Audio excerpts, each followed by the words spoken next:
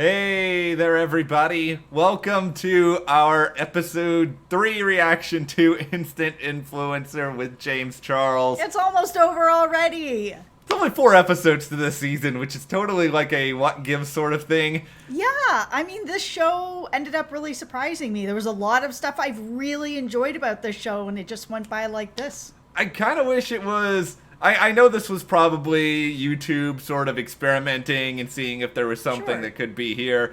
But even the first season of Seinfeld had more episodes than 4. I mean, come on, guys. But anyway, that's kind of beside the point.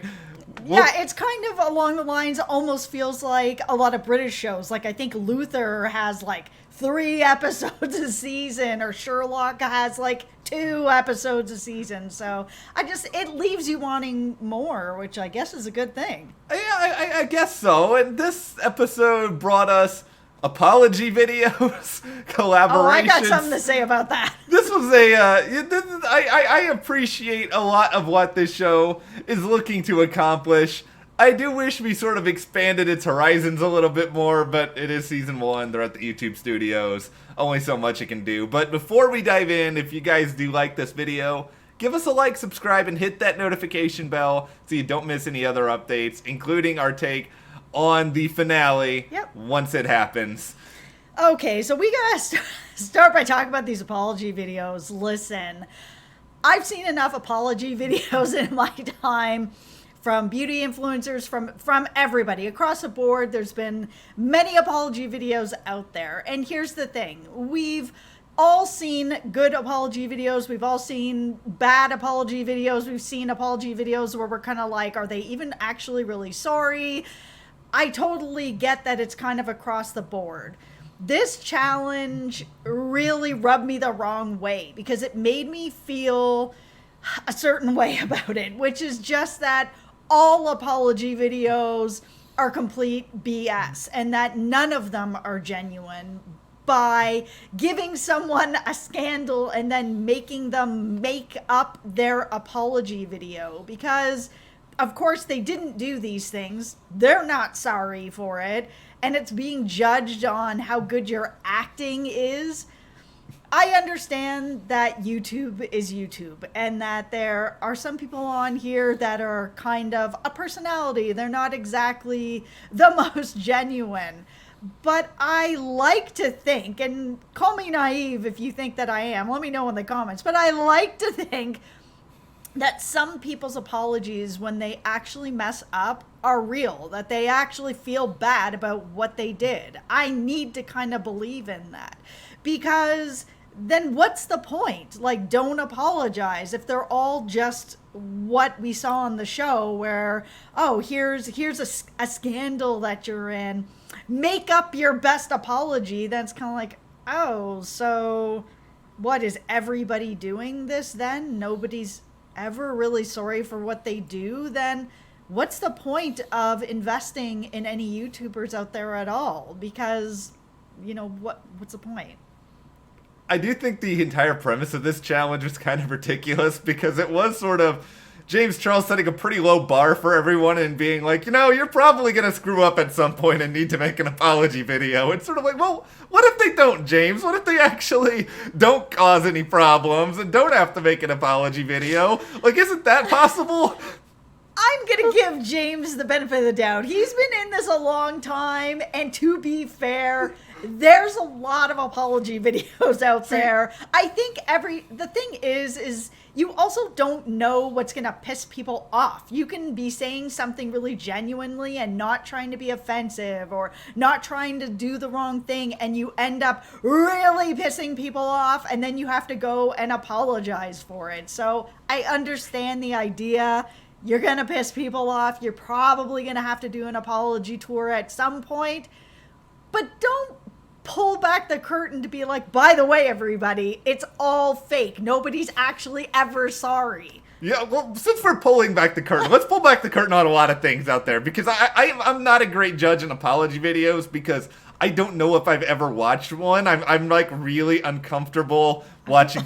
I've watched so many of them. I can't help it. You know, that's totally fine. I think it's the sort of thing of for me, it's like I cringe a lot watching people do these things. But okay, let's pull back the curtain on the other thing that irritates me a lot about YouTube sometimes is the let's watch this guy react to the red wedding, or like these big shocking moments, and I'm just like, you know that this guy's probably actually watched this already and somebody has told him about it, and they're just like, hey, just act as crazy as possible at this given moment. Oh, absolutely. And then, of course, there was a little bit of this in the challenge, too, about the idea of titles and clickbait and, these thumbnails that are like, oh, and that the people are not actually feeling that way. They're just playing it up. And that's why, for me in general, I really enjoy YouTubers that are a little more genuine and you feel like you're making a connection. That's why, for me, Ashley really killed this challenge. I love that she was opening up. I love that she was opening up with Nikita Dragon, who is someone who doesn't really open up. And I loved that they were taking their makeup off to then sort of mirror this vulnerability that they were both sharing in their video. And I know James gave the critique that they should have explained that that's what they were doing, but they really didn't need to. As soon as I saw it happening, I was like, this is a really great idea. This mirroring of we're going to wipe it away and we're going to open up. Oh man, I really liked it. And I'm not going to be surprised if we see a whole bunch of videos that start coming out that is this exact same premise. That was better, the two of them, than pretty much any of the apology videos that we saw, because this is the thing. Benny won it, and so he got the advantage in the second part of it. I will say I appreciated the visual aesthetic of, okay, I'm gonna just make my makeup look as like dejected and sad as possible. I mean, there was a certain part of that was sort of like, okay, I'm gonna put on all this makeup only to then make it look really, really sad. It kind of feeds into everything that you're saying already. The premise of a couple of them, like, I have the big scandal of I've missed my own meet and greet. It's like, well, what were you doing if you were missing your own meet and greet? If you're gonna have to do this apology video, you should be required to give an explanation as to where you were, what you were doing. It's sort of, there's just, I have a lot of opinions about these things. That's probably why I don't watch the apology videos, because they will never give me what I actually want. No, I agree. If you're going to miss your meet and greet and that's what you're apologizing for, I mean, there has to be a ridiculous reason that you missed it. Because if it's something along the lines of, I was really sick and I had the flu and I couldn't get out of bed. I had been throwing up all night. I'm so ill. You don't need an apology video for that. There's no video that needs to be made. It can be made in a statement. Oh, so-and-so was deathly ill. They just couldn't get out of bed and they wish that they could have made it. Here's everybody's money back if it was a charged event, something like that. Oh, I was super drunk the night before and I just couldn't get up out of bed and couldn't be bothered. Yeah, apology video. Yeah. But genuine, not, all right, I'm going to put on this makeup so it all cries off and I look really disheveled and let's make up what I'm going to say. Because we've all seen those apology videos where it looks like people are reading it off of something. The other one was I forgot to demonetize my apology video. It feels like you could make a video that is like, it feels really like very extreme differences. I missed my meet and greet seems so much worse than, oh, I had monetization set as default on my channel and I just forgot to turn it off. It's like, that's not as... You would think that, but I've seen so many people get yelled at for that. I'm sure it happens, but it feels like that apology video is like 10 seconds. Hey, it was my default. I was in such a hurry to get it to you guys because I was sorry, and then I forgot. Now, if you're like halfway through it and you're like, oh, this apology video is sponsored by Visine, get more real tears, then yeah, apologize for that, you know what, but come on. Yeah, no, I agree. It's true. It's not always what you're thinking about when you're in the middle of a scandal and you have forgotten to turn off your monetization. At the same time, watching somebody crying through something and then you're interrupted with an ad for dog food, then you're kind of like, what is happening here? Are you actually sorry? Can't you just also, like, demonetize that video and, like, pin a comment being like, whoops, so sorry about that? Yeah, I don't think you need another apology video on top of the apology video.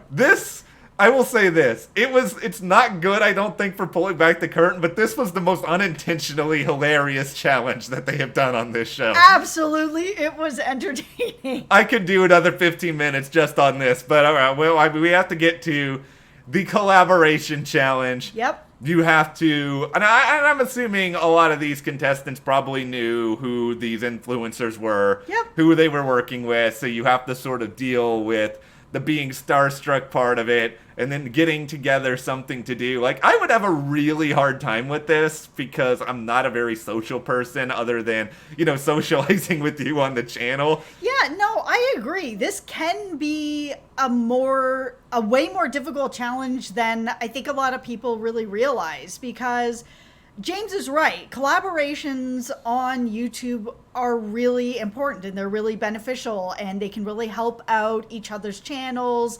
I think it was Kaylin was the only person in hers that actually said, hey, go check out Louie's channel. It's really great. And those are the types of things that can really help you out. That being said, Yeah. a lot of YouTubers and a lot of big YouTubers, you look at people like Shane Dawson, who never leaves his house. There's a lot of YouTubers that are like that, and we are two of those people. So if it was a situation where it's kind of like, oh, you're going to do a collaboration with James Charles, I know for me, I'd be pretty nervous, because socially I don't see a lot of people besides Matt. Yeah. So yeah, then it's kind of an interesting world, YouTube, because it can be really isolating, but collaborations are really important. And the challenge within this challenge to me is you have to develop a social rapport with the person that you're working with in a very, very short period of time, and then you have to put out content that is legitimately compelling. And you mentioned this earlier, Kita and Ashley, they were, I think, by far the best, because it actually felt like there was a reason for the collaboration other than, here, let's do this challenge or something like that I feel like you can kind of just do that by yourself. I don't think you have to have someone else there in order to do it. You don't really gain anything. It felt like they had a real idea behind what they were doing. A lot of the other ones felt a lot more like, oh, let's just do our makeup and have some fun. And that's fun to watch. I've watched tons of those videos. But when it came to Ashley's video, it just felt like there was a really good fleshed out idea here of, we're going to take our makeup off and we're going to be vulnerable while we're doing it. And it felt like a really good idea. That's why I'm saying I think we're going to see a bunch of these start popping up. I hope so. To me, those are much more interesting than, okay, let's just, put our makeup on or have kind of a casual conversation, because there's less of a reason to watch. And, I'll say this about Bretman and Benny's. I thought it was fun. I think they had a good sense of humor with each other. Yeah, they did. There was personality there. There wasn't really any sort of substance to it, just because it's I'm not familiar with the 5-minute makeup challenge. I'm not familiar with any minutes of makeup challenges, so I'm sure this is a real thing. Yeah, I just thought it was really fun. I mean, and then their finished product, it was all kind of just so much fun. And it was cool because you could see that Benny really respects Bretman, and that he has been watching him a long time. So there was kind of this nice familiarity, because Benny's been watching him for so long that he feels like he knows him, which is what YouTube is like, right? You feel like you connect with these people like they're your friends almost.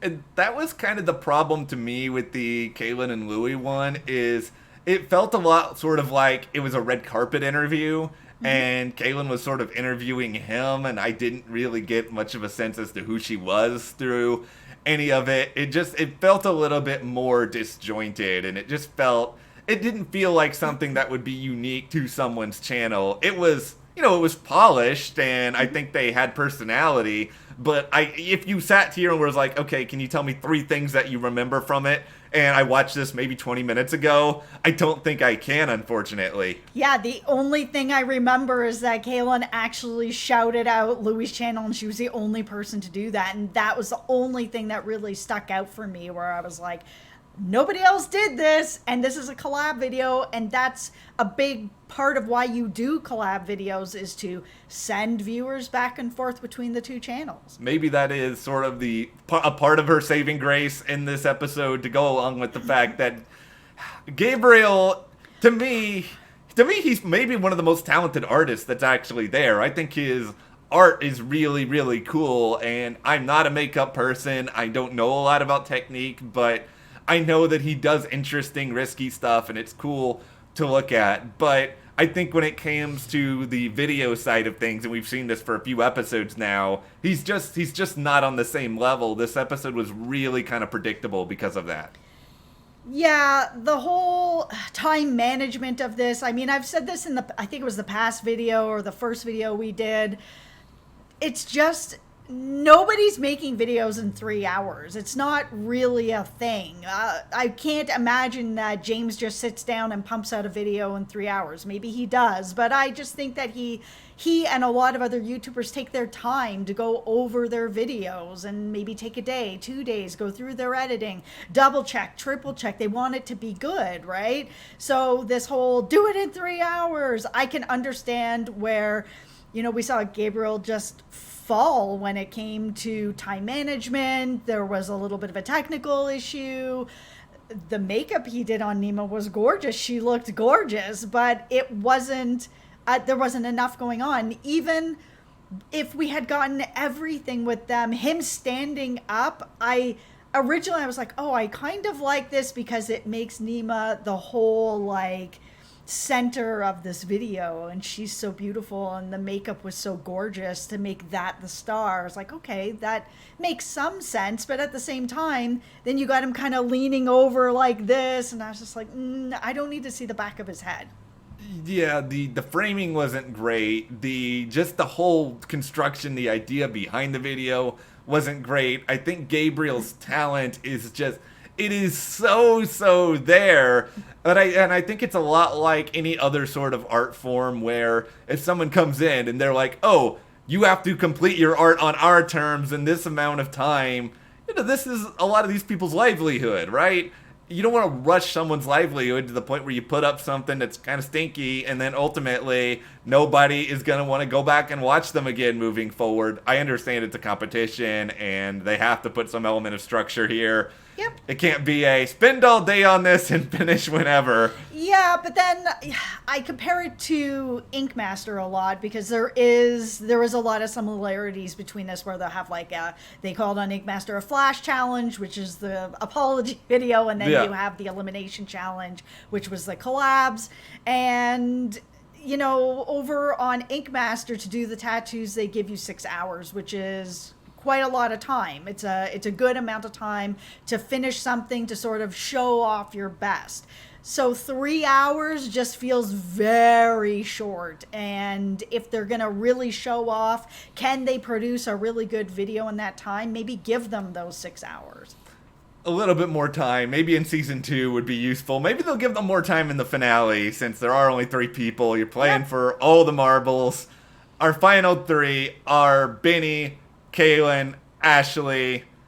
Is this Ashley's to lose at this point? I kind of feel like it is. Listen, if Ashley doesn't win this, and I don't even know what's going on, honestly. She's been so steady through this whole competition, and she's...